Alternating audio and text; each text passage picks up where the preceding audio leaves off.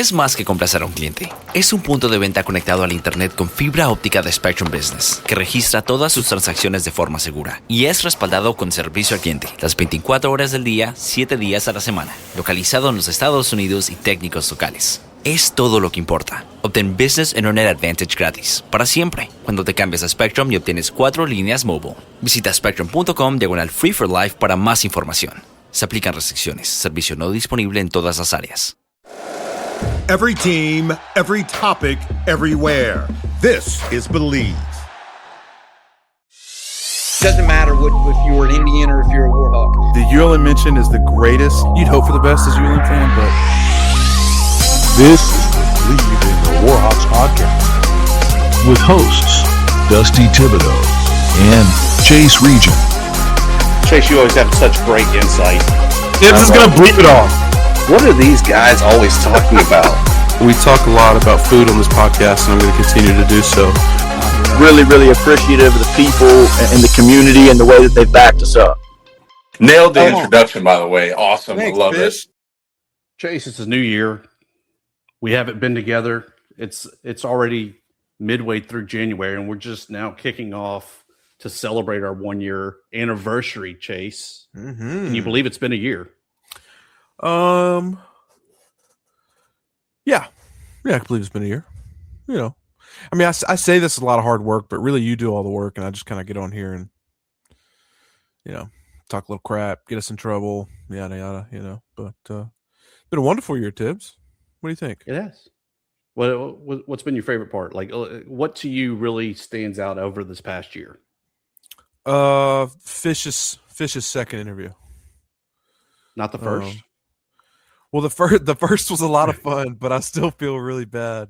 But the second one was still great to be able to, and I got some nice text for it because it's always nice to chop it up with a fellow fat guy. And I'm here. Yeah, that's probably my favorite. And maybe Scotty. Meeting Scotty Fletcher was big too. Yeah. He's a dog. Literally. Yeah. What about you? Yeah. What do you think?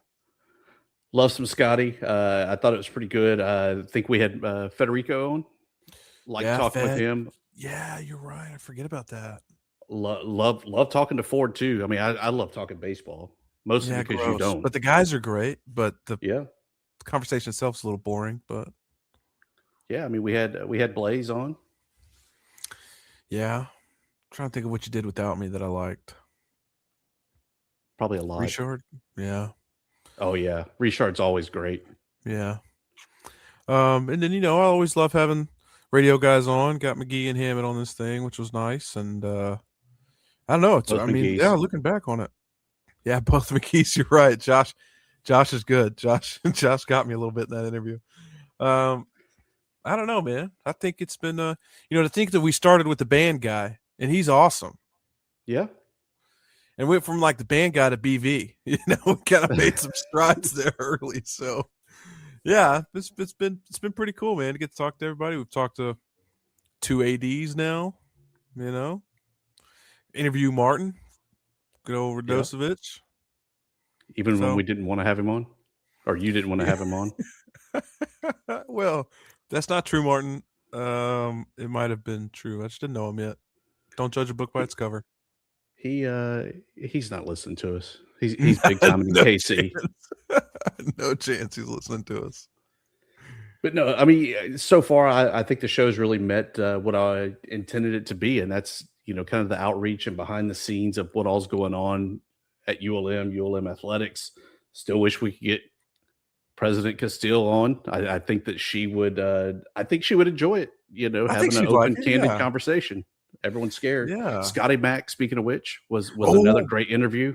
Nightmare of internet issues, but after we got that figured out, he was great. You're right. We got to get Castile like end of a game, sit down. Find some comfortable chairs and look professional. That's what we need. No, that's not this show. This show is you think you just zoom it and figure it out later. Well, I mean, you don't want to take it too serious, right? Because you want people to be relaxed. You want to kind of see the true side of them. I mean, I feel like that's what we do. That's fair. I agree. I try to. I think I don't know about you because you have much more experience in this, but I definitely have grown, since that was that kid, that baseball player Tibbs. He's got a cool name, and I hate I'm forget not remembering it correctly. Oh yeah, not Skylar Blaze. It was the baseball player Blaze. Yeah. I remember calling you after that interview and saying, Tibbs, I am so sorry. I am so trash at this. You remember that? I did. I called you. I said, man, I'm so sorry. You're like, it's all right, dude. But definitely have grown a lot, hopefully, as a podcaster, or maybe just getting more comfortable with doing it. But been a wonderful, wonderful year. So happy New Year, my friend. Happy New Year. Looking forward to another great year. I'm trying to line up more and more guests. The real world work gets in the way sometimes there, Chase. That's part of the reason why we haven't been able to kick anything off until mid-January. Yeah, man. Had some travels, but yeah, 100%. We'll get there. Especially get around, closer mid-season of basketball or closer to the end of season of basketball. You kind of get into fall camp. That's when it really takes off. Yeah. Maybe that's bias. Maybe I'm just skipping baseball completely, but probably on purpose. But as of right now, the portal is open, so the madness is in full swing. We have 18 guys in the portal right now. Some have found new homes, some have not. I think the most notable one, and we knew he was going to be a great player, Bibbs, committed originally to North Carolina and then immediately flipped to Central Florida. I think he's going to be a great fit there, more so than he would have been at North Carolina. He's going to hopefully still have that former ULM in his bio and when they're talking about him on the broadcast. Yeah, I thought Bibbs was, I don't necessarily think that ULM's offense is a great fit for him, but I really do, in hindsight, I think BV really tried to get him involved with the jet sweeps and with the screens and different things like that might not be always in BV's offense. And Bibbs, really took advantage of that. Great speed guy. Really looking forward to what he does there at UCF. But I can't say, the receiving core has struggled, and I think it's 2 years of that, and that might be scheme based. You know what I mean, Tibbs? But it's a shame to lose him. But you're right. I don't think anymore you can be sad when somebody transfers. I just think you say, hey, hope you remembered and hope you remember us fondly and had great times here. And as long as it's a good fit, I mean, if you're not happy on the Bayou, fine, go find your place where you are happy. But like, if he was transferring to Army, where it's a wing tee, it's like, dude, what are you doing? Yeah, right.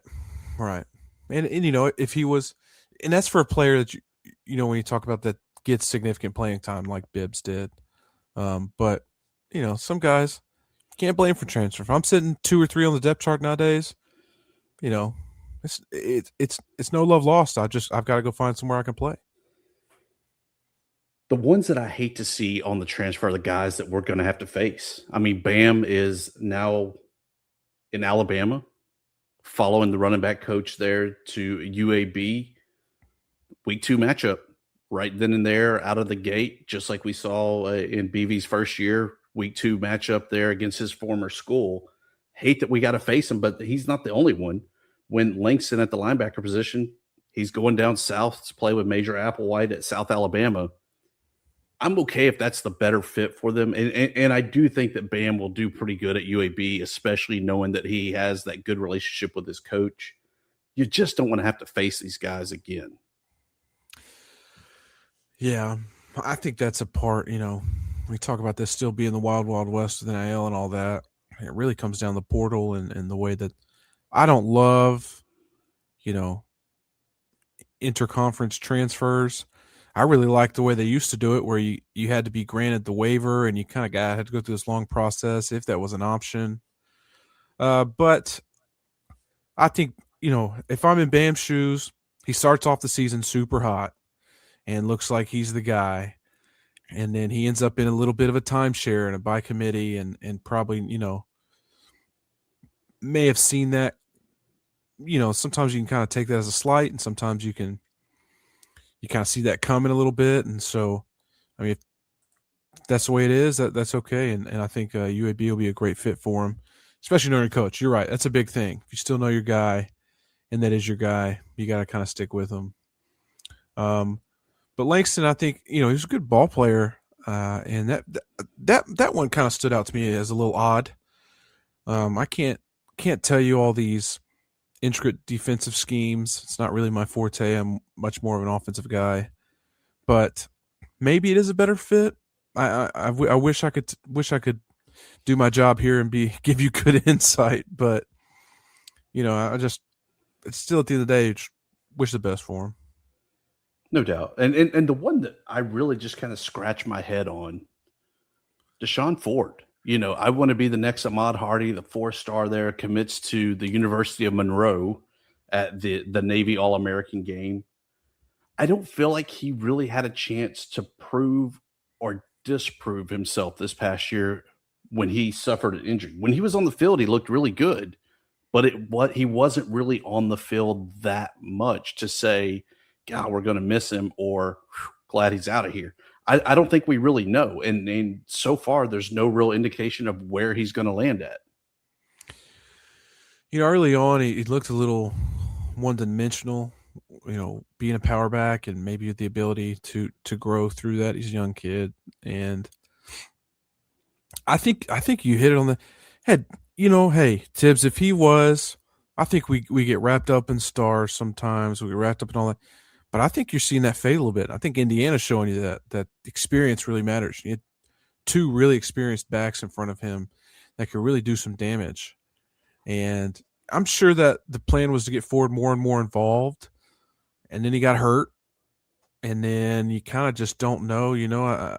When I couldn't tell you if that's breakaway speed or not. Never got the chance to be able to. You know what I mean? I do know, in BV's shown this, that if you're just the guy, you're going to get 30 carries. And so maybe there's some injuries, maybe there's some development that needed. And, I think that being so young like he is, I hate that. I hope this counts as a redshirt year for him. Because I don't think he played in, I don't know how many games he played in or how many snaps dude, I don't even know what that rule is anymore. But for his own sake, I hope it was a redshirt year, and I hope he finds it. See, ULM's a good fit offense for him, though. So I agree with you 100%. You're going to scratch your head a little bit. But if he felt like he wasn't getting developed, or he felt, his running backs coach left, he wanted to go figure out somewhere else, it is what it is. I got a feeling BB's going to find some good RBs, man.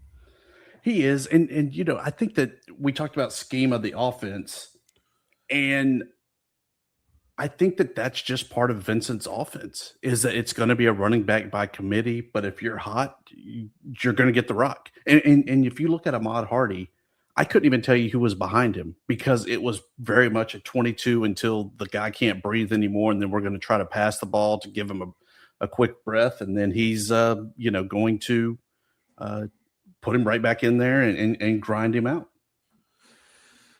I am trying to think. I know that kid caught I think it was at Coastal. No, it was at Marshall. He caught a weird little screen and took it to the house, but I don't remember his name. I'm sorry. But I think, you want to talk about offense tips. I got a question for you. I've heard a lot about this kid from Houston. Yeah, we hadn't even talked about who we received. I'm sorry. Am I jumping ahead? No. Is that on me? No. Or was that a good transition that I just messed up? That's a great transition that you didn't mess up. Dang it. Well, Austin Carlisle. I mean, I hear some things about the kid. My initial reaction when I heard he was coming to the Bayou was, we got to find a way. I don't know if Monroe still has him or not. He needs an NIL deal with Jimmy John's, because he is freaky fast. No, they tore down the Jimmy John's, to my dismay, for a Starbucks. Slight upgrade, since I go to more Starbucks than Jimmy John's. No shot. You get a tuna sandwich from Jimmy John's, change your life. It's amazing. God, you're gross. But I like him. And I can already tell you part of the reason that he's coming down, and I know that sounds bad, but coming down to the G6 level, he's 5'10".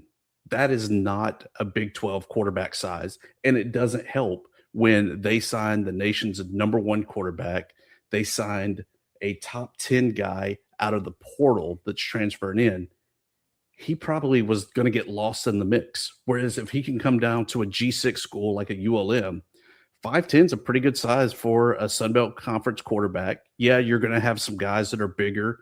You're going to have some guys that are probably smaller. But with the speed, I think that more than makes up for any kind of height disadvantage he may have. But I don't think it's a disadvantage. I think he'll fit right in. I think the only question is how quickly can he pick up on BV's offense? Well, I'll say this, that, in last year, he doesn't start at Houston because they get a kid named Connor Wegman, who was the guy at A&M, people forget, for Marcel Reed. Here's what I've been told, Tibbs. I've been told, honestly, that Houston fans wanted Austin to start and that they preferred him and they really loved the athlete he was. And I've heard that, quote unquote, that ULM won the lottery getting this kid. And that's some – I'm interested to see how that goes. What I don't want to happen, and obviously, early people compared him to Hunter Herring, is I don't want him to have some special packages. I know Houston played him at wide receiver last year because he was so dang fast. I want to see what he can do, man. And that's no shot at Aiden. I think Aiden's still the guy. But I want to see some real competition. And I don't want to see Austin as just 5 plays a game like we did with Herring. I want to see him really take 40, 50 snaps a game, be a big part of the offense in that athlete role if he doesn't pan out as quarterback. You know what I mean? If he doesn't pan out as quarterback, really make him a centerpiece of this offense if he's everything he's cracked up to be. But I'll tell you, Tibbs, fastest quarterback in NCAA. I don't know about you, but I think that's pretty damn cool. I love some speed, man. I love some speed. In a team that really needs it, an offense that really needs it. And okay, I agree. I buy into the hype a little bit there that he is, for all intents and purposes, what Booty was supposed to have been when he came to the Bayou. Supposed to have been. General Booty? Supposed to have been. I don't think General Booty was ever called fast. Not fast, but smart, good overall quarterback. Yeah. As they call it in the NCAA video game, the field general. Okay. But yeah. I think that he has the raw speed. There was a guy that played at Auburn late 80s, early 90s, Alexander Cartwright.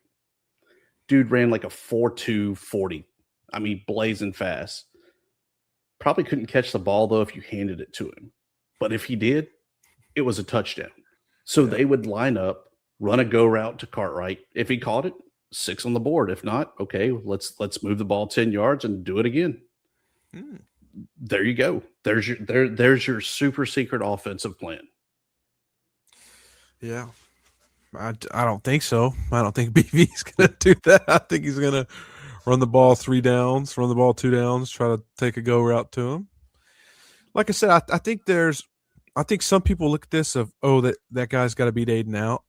I don't necessarily think that. I think Aiden really showed some flashes the last few games, and he can kind of see. Hopefully, he takes this last season in hindsight and says, "Okay, when I chill out and there's nothing on the line, I'm a good quarterback, and when I'm playing frantic, and I make dumb ass decisions, and I do not pass for over 150." And I think there's a way that Austin fits in there. I've heard Austin wants to play quarterback, so maybe this is all just way too early. So you talk about too early last time we were together. Maybe it's all too early, and he plays quarterback and he plays only quarterback, and he turns out to be a stud for us. But regardless, that's the guy so far I've seen I'm pretty excited about. Yeah, I like him. The one concern I do have, that's kind of a full quarterback room now. Obviously, you have Aiden coming back. You have Bryson Kimbrough coming back that now has a year under his belt. You have the early signee there, Christian Johnson, and now you have Austin Carlisle coming in.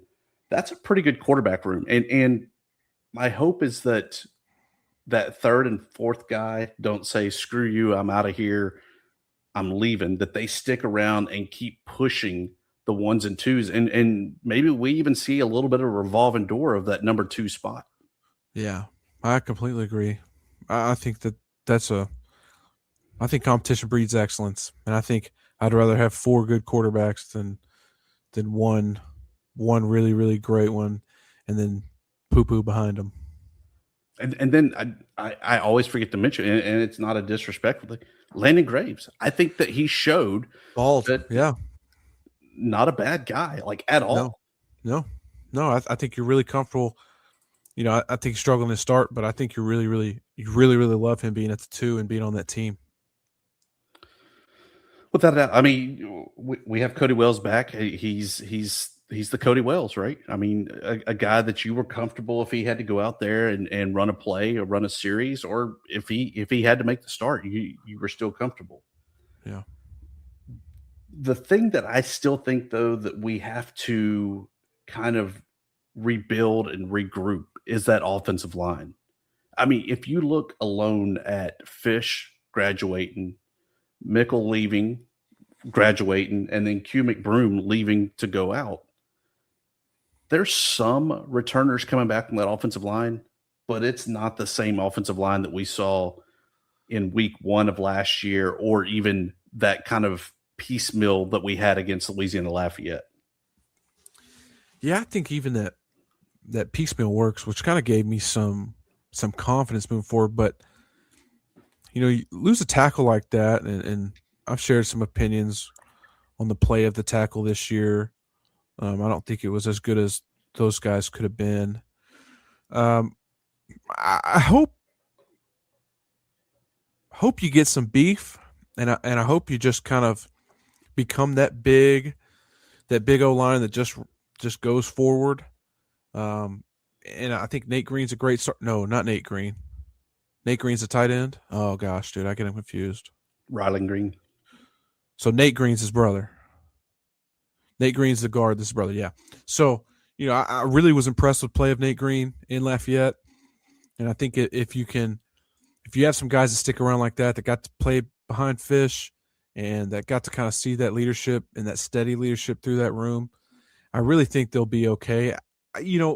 This is kind of the yearly thing where you see it might not look great early, Tibbs. That's what I'll tell you. That's going to be my warning, is that I think early it's going to be a little rough.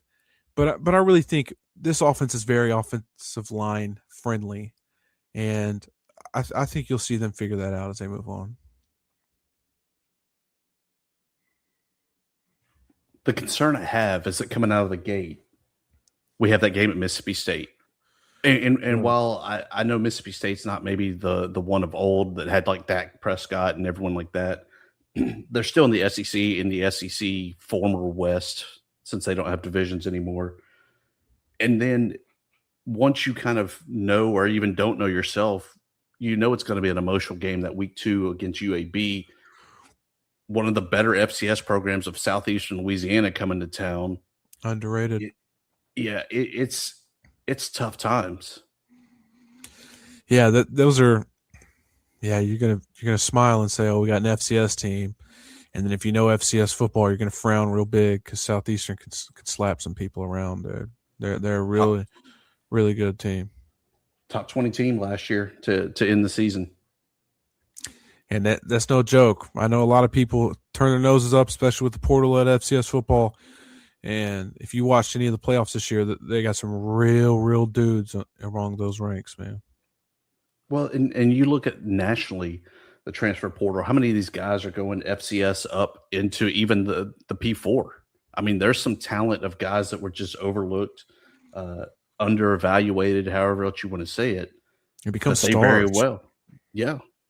I mean, you're hearing multiple of them a year. It's not like you're just hearing one guy. It's not just you're hearing Trinidad or you're hearing that kid from wide receiver from Ole Miss. I mean, you're really seeing some dudes. Not Ole Miss, A&M, I think. In the bigger picture, NCAA, they're voting, at least the coaches voted at the AFCA convention to expand the number of games before you burn a red shirt, like you talked about with Deshaun Ford, going from 4 to 9 games. Is that the right move, you think? Or do you just say you got 5 years from when you enroll to play 5 years of football, period, end of sentence. I'm sorry if you get hurt in year 4, you get 5 years. I don't know if I like 9 games. It feels drastic to me. I did like the idea of 6. Kind of gets play half the year, really get those live reps, get to develop against other teams, multiple other teams. 9 just feels like a lot. Maybe they went with that thinking because of the added games from the playoffs. And that's D1 AA playoffs too. So I think I would disagree that I don't think it's just 5 years and it is what it is. I think to me, I think those med red shirts are important. I think you need to keep some of those options open for players that fall into that position. I think I really like the way the NCAA did it, and sometimes it felt harsh, but when they actually had control over this dang thing, Tibbs, is that from the gray shirts, the red shirts, the med reds, all that kind of stuff. I thought it was a good system in place. So I'd be interested to read more, and will read more about why they went to 9. But I do like the development piece of it. I think it's a big part to kind of go through the adding weight on, but then sometimes you got a player that you really think he's coming, and it'd be advantageous for him to play a little bit, but maybe not have to burn a whole year of eligibility.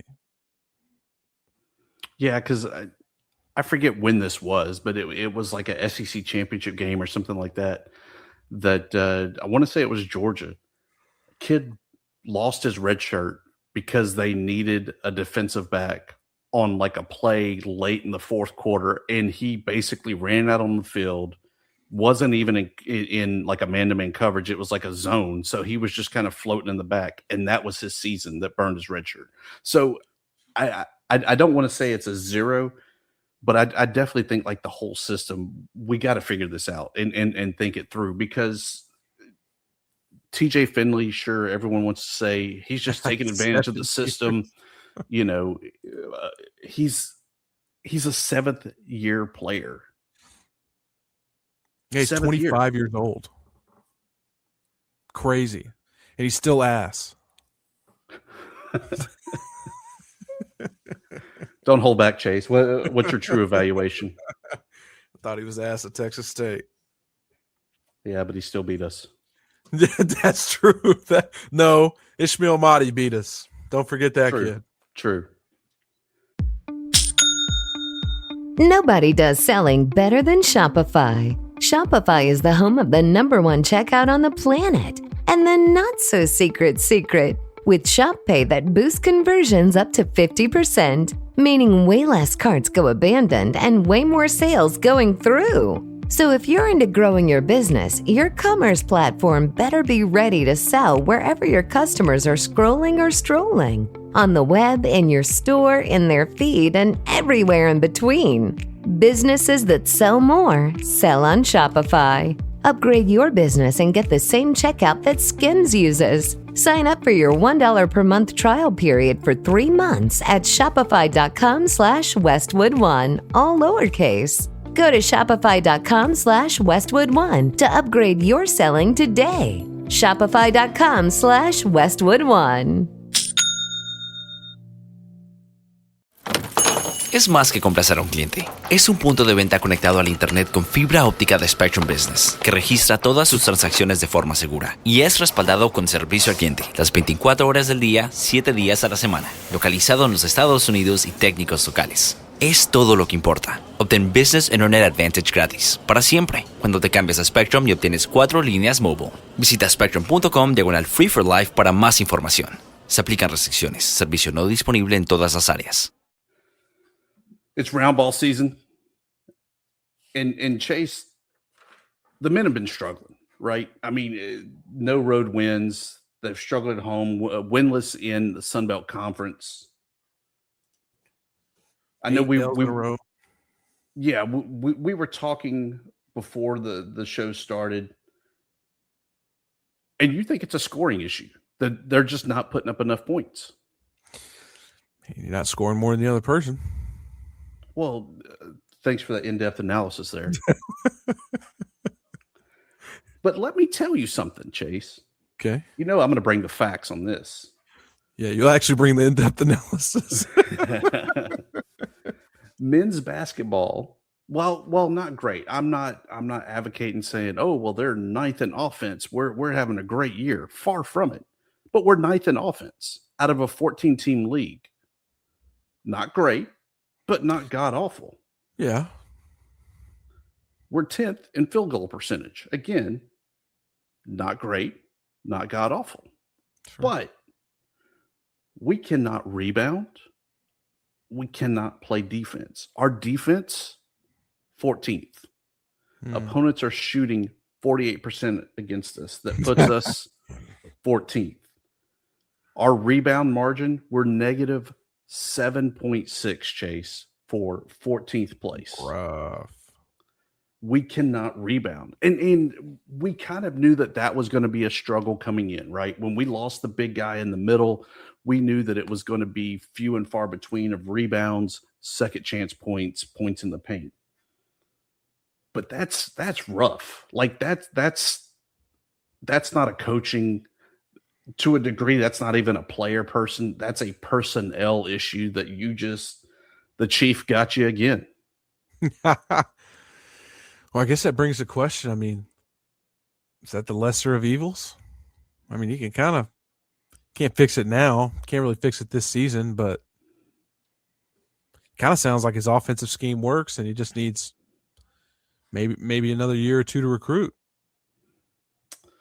I don't think it's two. I think it's one more, because especially as we've talked about football with portal. I mean, portal's same thing for basketball, right? I think that you can flip a roster and get that big player that you need almost immediately. Yeah, I think I tend to agree with you. That hopefully, it's hard to sell this right now, but hopefully he can kind of grab some of those stats and say, look, you transfer in from the Spanish professional league and you come play center here and you will have some success and we will be able to, because that's all that we're missing. I mean, I was looking at stats earlier. We're shooting the ball better, and that kind of equaled out of how rough that looked really early in the season, especially with the guards. That's turned out to look better. I mean, it's just – and, I think Phil kind of warned us a little bit, like we're just small and we're just hurt. And, not to make excuses, but that really can take a whole season, as it hadn't tanked the whole season, but it's tanked us early pretty good. Without a doubt. The one good thing I will say, and I'm glad that they're still showing up, 8th in attendance, averaging 1942 at games. Come on. I love that people are still supporting it, and they haven't just completely flushed the season and said, screw them, they suck, I'm not going back. Hey, that's an SJ thing. You got to give him credit for it, because he's been talking about it. He's throwing himself a party. He's getting people drunk on the floor, huh? Yeah, I mean, it's like Bourbon Street. You get a 5 for 1. Warhawk Way. It's Bourbon Street and Warhawk Way. What? He's going to listen to this with a notepad and just take down notes the whole time, right? Just put us on a list, and not the list we want to be on. Yeah, it wouldn't be the first time I'm there. No. On the women's side, it's the complete opposite. We can't score if the basket is right there at us, but defensively, we're manhandling teams. I mean, one of the best teams in the league, Troy, came to FAMU, and it took all 40 minutes for that game to be decided for Troy to win by 6, but it was really about a 3 or 4 point game. Yeah, I mean, hey, for Scott to be 7-8, man, he really inherited kind of a not kind of a mess, but I think anytime you have that turmoil and you have a coach go interconference, you kind of got some eyeballs looking at you. But they had a rough stretch, but the rough stretch, again, was Mississippi State, Alabama, Indiana. I mean, that's a gauntlet. And then thank God Clemson got postponed, or that would have been a real gauntlet. But listen, Tibbs, I say this over and over again. I'm a ULM fan, so I'm a little jaded. But as long as you beat that one team down south, it's all good with me, man. It's all good with me. First career road win was in the Cajun Dome against the Raging Cajuns, and that was great. And they suck. One other thing that I do want to point out, though, they're seventh in rebounding margin. And while you might say, well, that's middle of the pack, that's not that great. The only other teams that are positive in rebounding margin, maybe you've heard of these teams in the league: Troy, James Madison, App State, South, Old Dominion, and Coastal. It's the who's who. And it goes back to that classic conversation we had about like softball, baseball.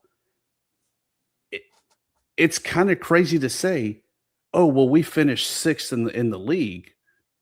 But you look at the five teams above you, and they're probably all nationally ranked. Yeah. Yeah, that is wild.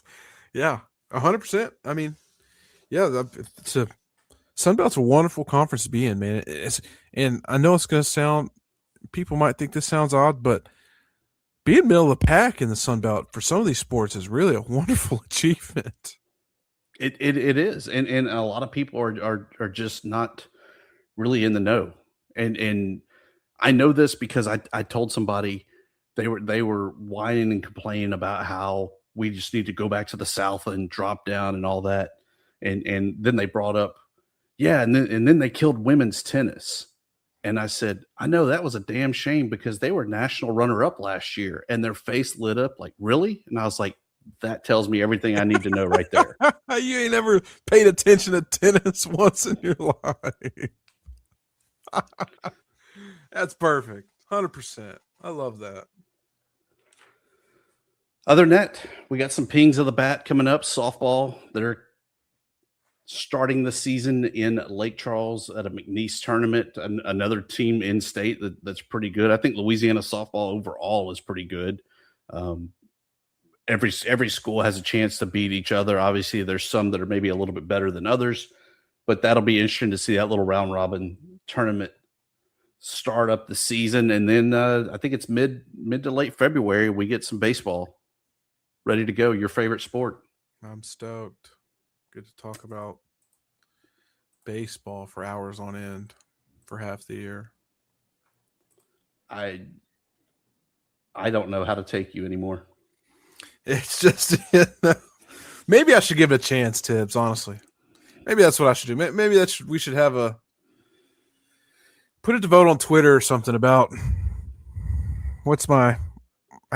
how do I get into baseball? Do I just watch it? Do I listen to Hammett?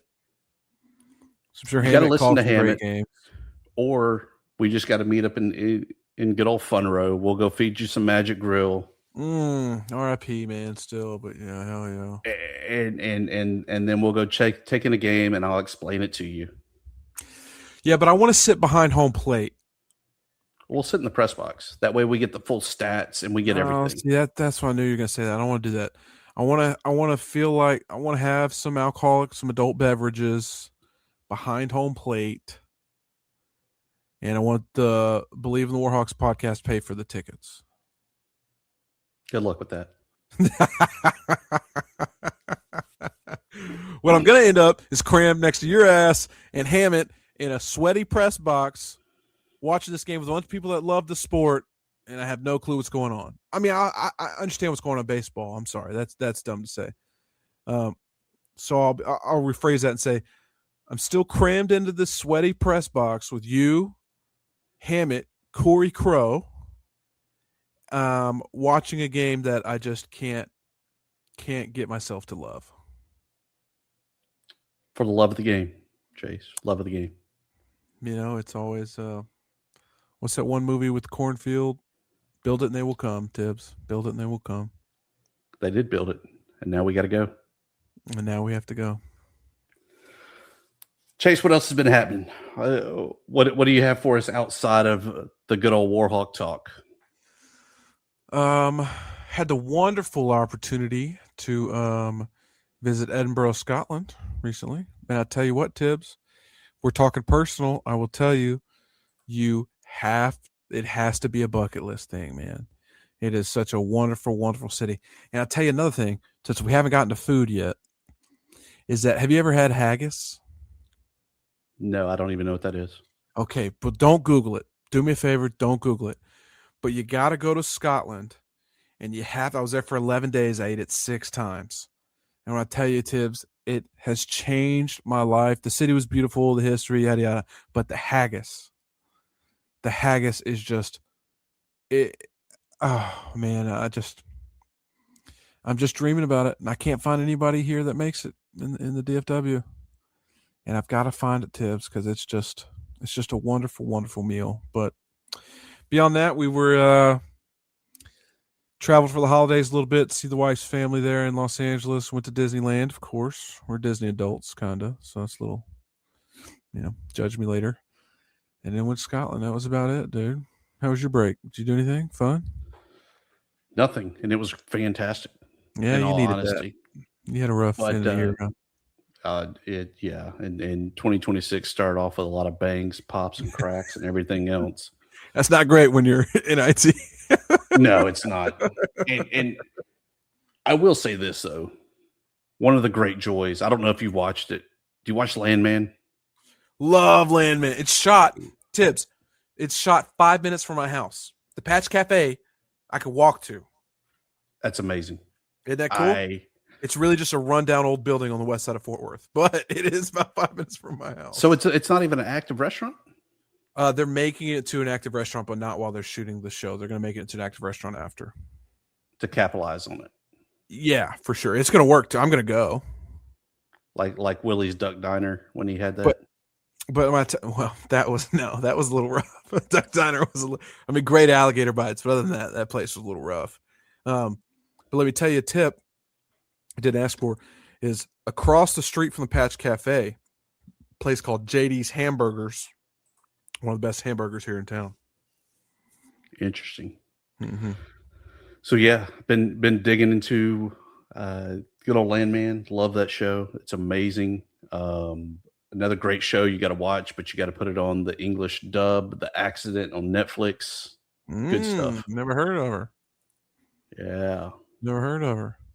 Well, they did Landman there at TCU, and now that I'm working there, that's been a big talk around campus. Is all the Landman activity we're getting.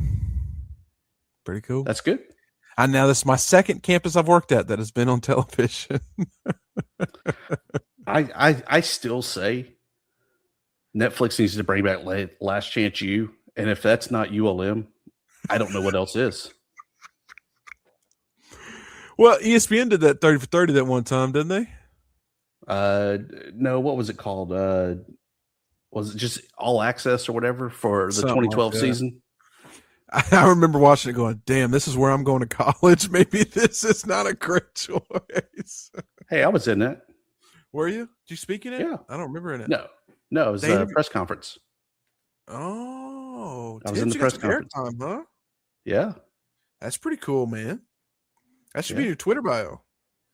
It won't fit with everything else I have in there. Too many podcasts, too many websites, too much stuff. Too many podcasts for you. Running too much stuff. But you know what? You're killing it, dude. Grateful for you. You got me now thinking back on this this pod. It's really been a wonderful time, dude. Been a wonderful time. It is. And it's so much fun that we'll do it again soon. We'll see you soon. Es más que complacer a un cliente. Es un punto de venta conectado al Internet con fibra óptica de Spectrum Business, que registra todas sus transacciones de forma segura y es respaldado con servicio al cliente, las 24 horas del día, 7 días a la semana, localizado en los Estados Unidos y técnicos locales. Es todo lo que importa. Obtén Business Internet Advantage gratis, para siempre, cuando te cambies a Spectrum y obtienes 4 líneas mobile. Visita spectrum.com/free for life para más información. Se aplican restricciones. Servicio no disponible en todas las áreas. If you like the show, please take a moment to rate, review, and subscribe. It really does help the show to grow. Thank you for listening.